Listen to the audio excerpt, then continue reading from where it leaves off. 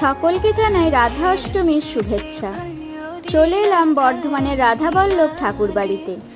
এসে দেখলাম পূজার জোগাড় জান্তি চলছে। আজ রাধারানীকে অপূর্ব লাগছে। একে একে রাধারানীর পূজা, আচার অনুষ্ঠান এবং আরতি সম্পন্ন হলো। এটা ছিল আমার আজকের পোশাক ও সাজসজ্জা। শ্রী রাধারানীর চরণ যুগল দর্শন করে চরণামৃত গ্রহণ করলাম। এরপর নিলাম ছানার কেক, লুচি ও বোঁদে প্রসাদ। আজ মন্দির চত্বর লোকে লোকারণ্য।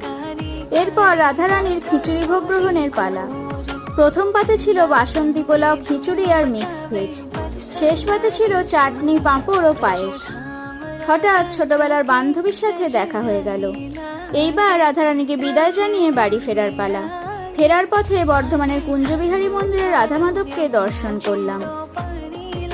রাধে রাধে।